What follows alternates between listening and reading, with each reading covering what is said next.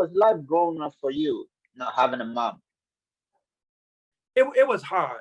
It was hard to when you see your friends, have mothers, So now you're trying to get back to your Vietnamese roots.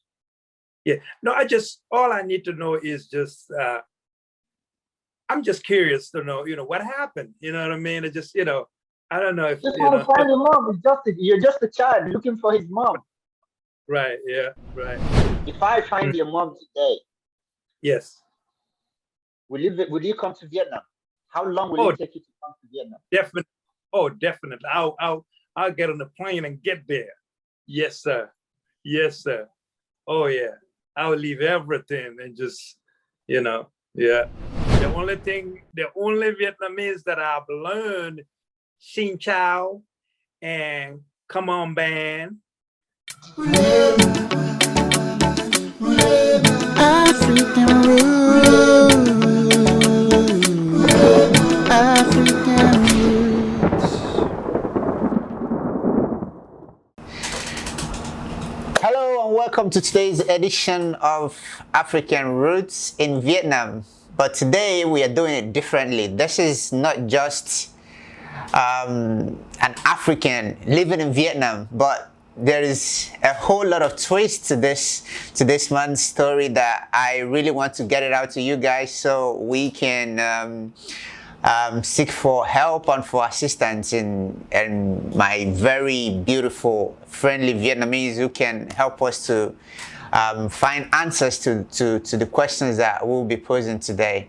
So this man is of African descent, and there is so much going on that I really will want him to introduce himself, and then we can get on with the interview.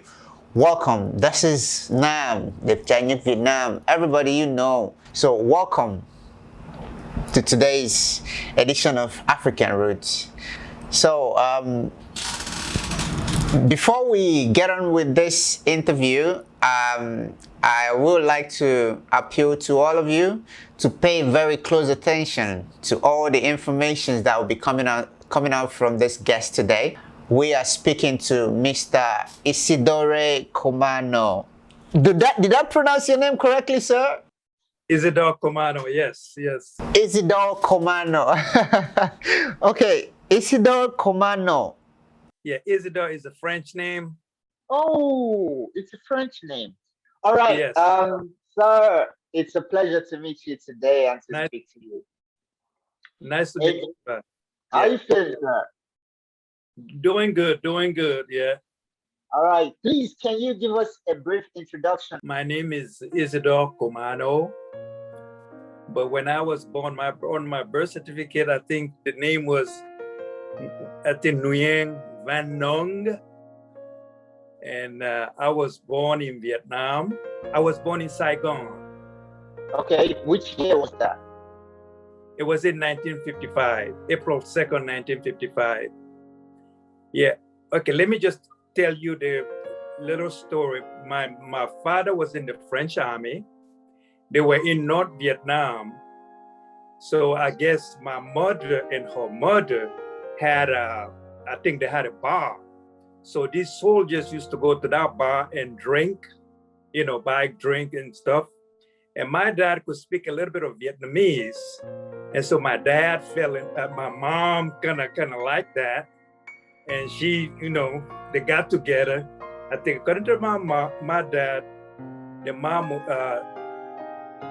my mother and her mother were the only people. She had no father, according to what he knew. So they were the only ones there.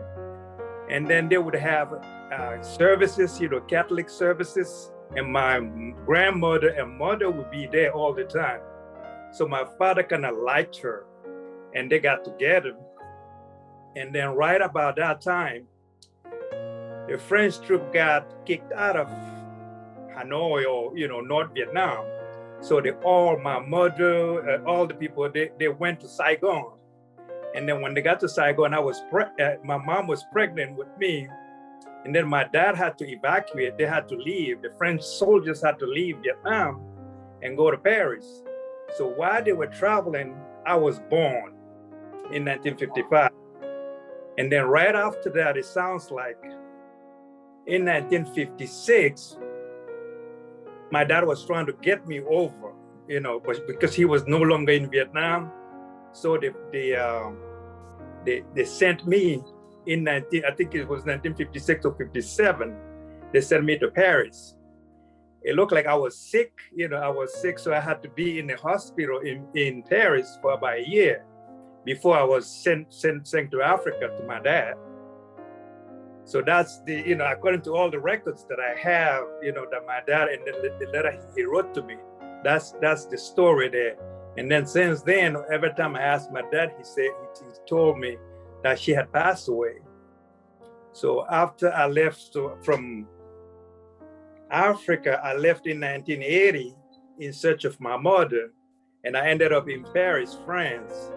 I went to the Vietnamese embassy there, trying to search for her, but I was unsuccessful. And I met some Vietnamese people there who told me to write letters to some newspapers in Vietnam, and maybe they would be able to find her. I did that, sent letters, and people started writing me letters, say, "Oh, we knew your mom, but you know what? Send me this, send me that, so we can find, And so the translators were telling me to be very careful because some people were not honest, So it was discouraging, After that, I left Paris and I ended up in the United States, and I've been trying. And it was, in fact, one of my Vietnamese, where I go and buy some food at Vietnamese market here. This guy told me, why don't you just check YouTube and, see if you can, somebody can find, And I saw AfroViet. I said, okay. I said, this guy would be the one to tell me. I sent you a little, I sent you a note first. And then I think Troy too. Troy too. I watch his YouTube too. I think it's Troy, yeah. I watch his YouTube too, and I sent him a little note, but he replied to me, said he there was nothing he could do, he didn't have, so I understood. I was kind of, But you said, I'll try to help you. I really appreciate that. But I don't know if she's still living, you know what I mean? So, but I'm just curious. And I'm not sure if she's interested in meeting me, if she's still living, but, if that's fine too, if she's that, I can understand that. Oh, okay. So when did you get to meet your dad? As soon as I went back to Africa, because, once the French left, he left the French army and went back home, went back to Guinea. And that's when, I was with him until I left 1980. Yeah, so, from 1955, you were about a year and a half older or something, a year and a half old, and you were taken to France. Right. So you stayed in France for another 2.5 years. Yes. Then in 1959, you were taken to Guinea. Yes. So all the time you stayed in France, you never met your dad. You never met anybody from your family. No. My dad was not in France. You know what I mean? Because I was with the social services. Right. I was in with the nuns. I even have. Let me show you some pictures of me with the nuns when I was in Paris. Yeah. Okay. So all the information states that your dad was a Guinean soldier fighting for the French. Right. Okay, and then after he was sent back, after he left, he went back to Guinea instead of going back to France. Mm-hmm. So you stayed in France for 2.5 years. Right. In 1959, they now reconnected you back to your dad. Right. Because so I couldn't. Because you couldn't travel, you were sick. Right. So after 4 years, you met your dad. And that was the first time you kind of had a family reconnection. Mm-hmm. Right? Right. Yeah. After, from that time, when as soon as I went back to, I joined my dad in 1915. I was a kid then, I stayed there until, 1980 when I left. Okay, so my question was that your dad didn't make any attempt to know you or to find out what happened to you after you moved out of Vietnam to France. There was no connection, there was no contact. No. The only thing I know from the document that I have, here, is that he wrote a lot of letters trying to get me to Africa. Okay. And after he left, because my mom Sorry, wrote so him which means he was aware that you have left Vietnam to France. Right, because they kept sending him letters. Okay. Your son have been sent to just Right. landed in France in 1950 something. I got all the stuff here. Yeah. He said your son. That's how I know that. He didn't tell me that, but all the documents, his old document, I went through it. I've been reading it, and all the letters. He wrote so many letters to the social services for them to get me from Vietnam to where he was. And he kept writing letters because when they left Vietnam for France, they ended up in Morocco. You know what I mean? The French army to different places. So by the time the service was over, I think it was in the 58, that's when Guinea came for independence from France. And then he decided to stay. He did not, to stay in Guinea. In 59, that's when I landed there in Guinea. Okay, but all along, I'm not sure what the reason was that he tried so hard, but I'm thankful. I'm very thankful that he tried really hard to get me over there, because I don't know what the ramification would have been, being a black kid in Vietnam, you know what I mean? I don't know what my life would have been, I thank God that he really tried hard for me, But on the end, I'm just curious to know the other side, my other family, I get you. I'm coming to that. But now I'm still dealing with all the information. I'm trying to process all the information because, as a parent, we it's not easy to give away your kid at that young age. So for me, I've been trying to process what was the mental process of all these things. I mean, let me get back to the question where we stopped. Okay. In 1959, you go back to Guinea. Yes. And then you were reunited with your dad. Yeah. Okay. And then you stayed with your dad from 1959 to 1980. Yes. You went to elementary school in Guinea. You went to your high school in Guinea. Yes. And then 1980, you moved to France. Yes. Why did you move to France? Well, but before that, what had happened was that in the 70s, 75, something like that, I left and went in a neighboring country called Liberia. Okay.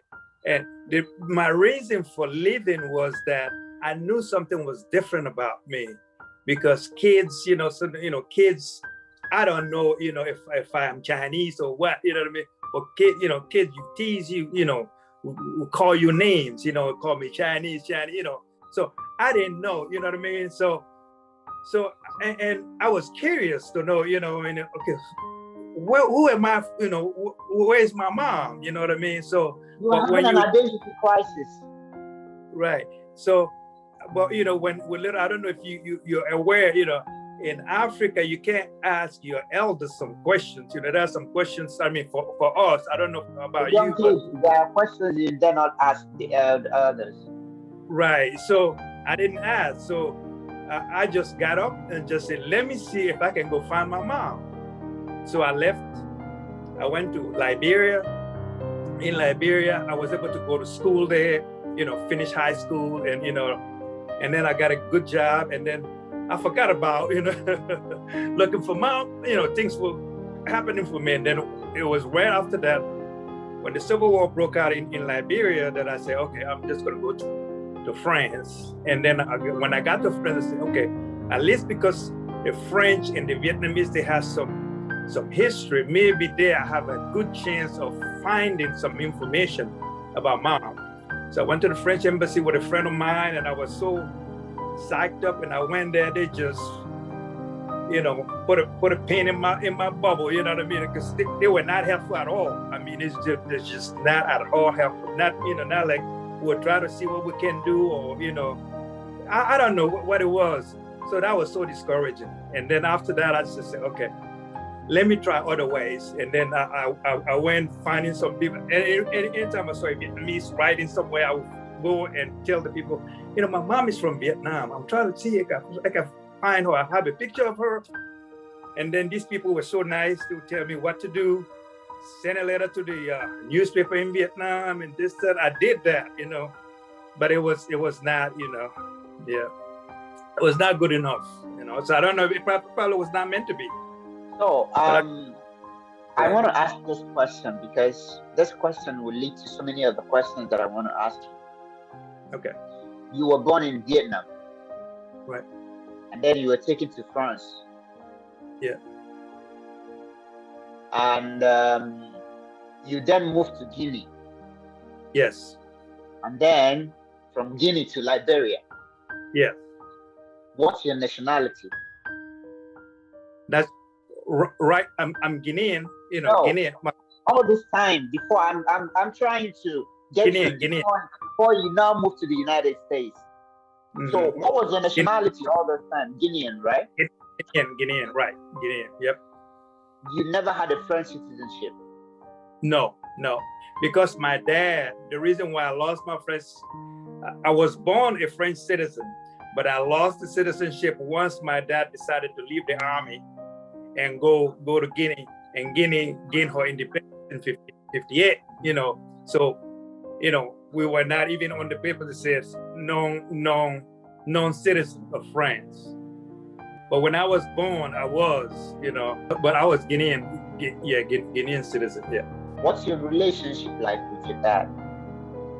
It was good. My dad, he passed away in 1995. Oh, sorry to hear that. Yeah, he passed away. Yeah, I was here when he passed away.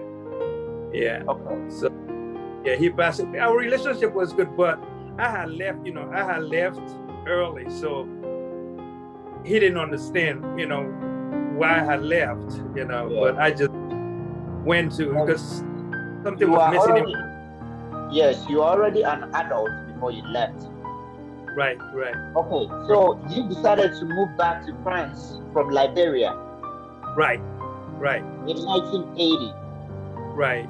I stayed until 1985 and then moved to the United States in 1985. All of my friends, all of my friends that I grew up with, everybody was, going to France, and then I just figured maybe that would probably be a good place where I could find information about my mom, being that my dad was, because at first I didn't understand. After I went back to France, I didn't understand that I didn't have the French nationality no more, until I got to France. That's when I realized, that, I was no longer, a citizen, So I just went as a Guinean citizen, Yeah. But after I stayed there for 5 years, that's when I decided, it's time to move on, So I just ended up here. Yeah. So you moved from France to United States. Right. In 1985. Yep. Why? May I ask you why? Well, for a better opportunity, for better opportunity, and I don't regret it today. And I went in California, and the first week I got there, I was able to get a job. Oh, wow. And then, first week I was there, I was able to get my first job in I think in it's Orange County. Okay. So, and then after that, I worked with an insurance company. Okay. 5 years, and then the company closed down. And I met my wife over there in California, got married. And then from California, when my job closed down, we decided to come to Wisconsin. That's where my wife's family was. and then we moved here. I've been here since. Yeah.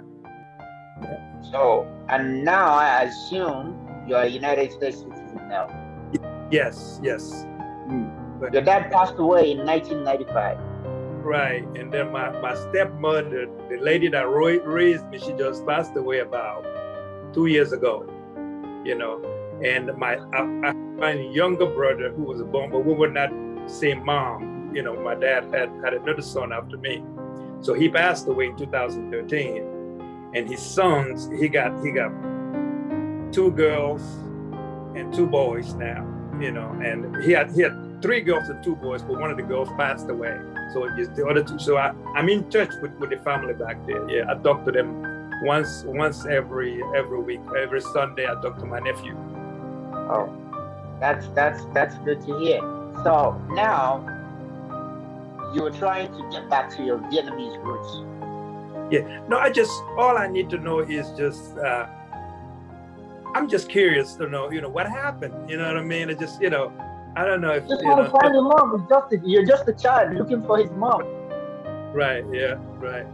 Yeah. That's all. I'm just curious to know that side of my family. But by now she'll be 84 years old. So I pray that she's still alive. I don't know. You know what I mean? But you know, I heard that, you know, Vietnamese people, they live long life. You know, Yeah, So that's for sure. Yeah.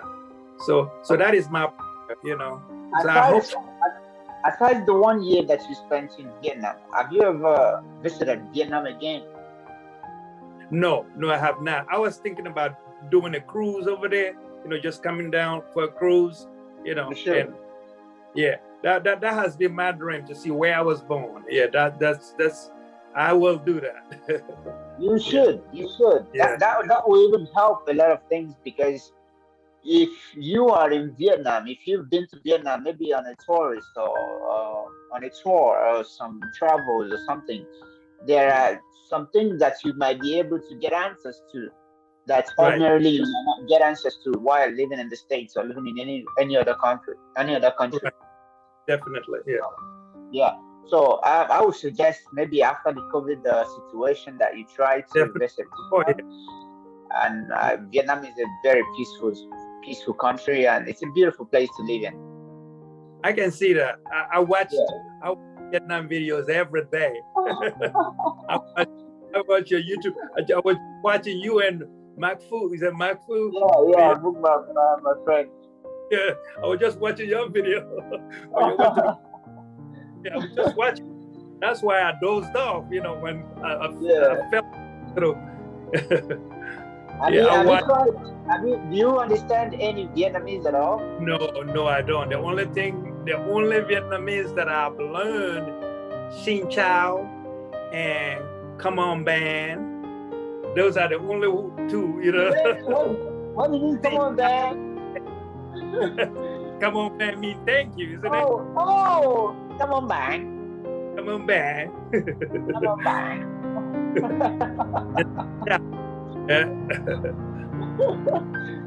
I want to know what you want and what you want people to help you to do, because this video will definitely go places, and you never know who might know what your name is. At the end of the show, at the end of this interview, I will want to get some of your information, some document to post with the video. So your real name, your birth certificates and whatnot. So we can help. I will do whatever I can to get the information out there and for people to try and help, because I'm not really in a similar situation with you, but I lost my dad when I was a kid. Okay. But I didn't really know who he was, because I was so little when he passed away. So I lived with my mom and my brothers forever. I mean, I passed away in 2007. So I cannot say I can relate to your experience of not knowing who your mom is or who one of your parents are, because my dad actually passed away. Right. So in your situation, there is a tiny little hope that you might still find your mom. Right. Even if it's a 1% chance that she's still alive, or maybe even if she's not alive anymore, God forbid. But you just want to find that closure, Right. that knowing that this is your roots in Vietnam, this is where your family history or your family ancestry is, and you just want to have that closure and knowing that you have a family here that knows that you are still alive. Right. Yeah. Because Yeah. I'm sure that maybe your mom, I don't know what the situation was. I will love to speak to even meet her. I will even make an effort to see her, to meet her, to understand the pressure she was on for her to Right. give away her child at such a young age. Yeah. Yeah. But the only thing that I can say is that at 18 years old, she was young. She was very young, and according to what they were poor. You know what I mean? So I don't know the circumstances. That could have been the reason why she said, "I can't take care of this boy," and maybe I was sickly too. So I don't know. So I don't know. But I have no hard feelings. I don't know the circumstances. But But I'm just scared. How was life growing up for you, not having a mom? It was hard. It was hard to, when you see your friends, have mothers, and I had a friend when I was growing up in Guinea. The mom was so kind to me, you know what I mean? Even though she was not my mom, they probably knew my story, but that lady, I consider her a mom, but she was so kind. She would do things for me, buy me clothes, you know what I mean? But she was my friend's mom, it's just my best friend, you know what I mean? And but just like he's one of his kids. Right. This lady, it was my mom, you know what I mean? I want to ask you this. Are you angry? No, not really. No, I am not. In any way? No, I am not angry at all. I will understand. But sometime in the back of your mind, you kind of say, did she really want me, or did she, you know what I mean? So, but I'm not angry at all. I'm sad a little, that I missed that time with her, you know what I mean? But, but everything is, God, this is how God wanted it to be. So, I'm not angry at all. I'm not, and if she decide, if you find her, she decide she does not want to meet, I'll be heartbroken, but I'll understand, so, I'm not bitter. I'm not angry, but as a child, you see everybody with their mom. You say, I wonder when, my stepmom, she was a good mom, but she's not your mother, you know what I mean? Because I don't care how, you know what I mean? I did not experience that, what a mother, what having a mother, will be, like, because one thing, my wife's mom, the way I saw the way she loved her children, I said, wow, this is how a mother loves her children. I don't care how dirty, how rotten you are, she still loves you, you know what I mean? So that's about, just not having my own mom, but not knowing, you know what I mean? So but I'm not bitter. I am not at all. I don't hope, I don't know her circumstances, you know what I mean? She probably did the best she could at the time, so, and my life is fine, you know what I mean? I did not suffer, you know what I mean? I had a hard time, but, I really did not suffer, you know what I mean? Even if I did, I was too young, when I was sick, I didn't know what it was. I don't know what did I, why did they keep me for 1 year in the hospital? I don't know. But today, thank God I'm fine, you know what I mean? So, no, I'm not big. Yeah. Okay, finally, I want to ask, what do you want to get out of this experience? What do you want to get out of this? At the end of the day, what do you expect? Well, the only thing is just like you said, closure. You know what I mean? That part of my life.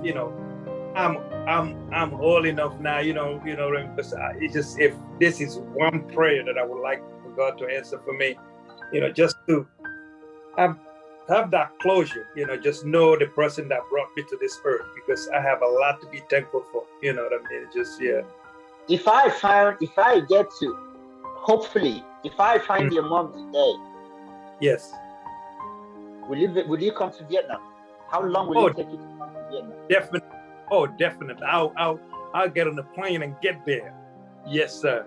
Yes, sir. Oh yeah. I'll leave everything and just, yeah. Definitely, yeah. That would be a dream come true. Because for over 66 years, 65, 65 years, and that have been I've been thinking about it over and over. Sometimes I see, how you go in the store, you see some Vietnamese, people, and they say, that could be my mom, you know what I mean? Because or that could be my cousin, or that could be, you know what I mean? I even went on ancestry DNA, just to, I see some thirds, 6 cousins, you know what I mean? It just, but yeah, that would be nice. That would be really nice if that was what would happen. Yeah, that would really. I can die today. If I see I can die, I'll be satisfied. You know what I mean? I've lived my life and just achieved, what I set out to do. I'll be happy. Yeah. That's how important this is for you. Yes. It means a lot to you, right? It does. It's a closure.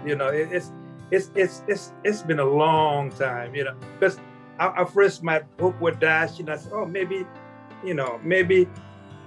excuse me, I might never find her. You know what I mean? But I hope, after I was seeing these videos of Vietnam, because people think Vietnam is a very poor country, but but Vietnam is very developed. I was so impressed. I'm so impressed with Vietnam and how friendly they are, and it's just wow. It's just I'm glad that you've made a home over there for yourself. Yeah. Sure, man. It's one of the few countries where I've been to quite a handful of countries, but it's one of the few countries in the world that you can adjust, you can be a part of the society without so much effort. Right. Yeah. I can see that.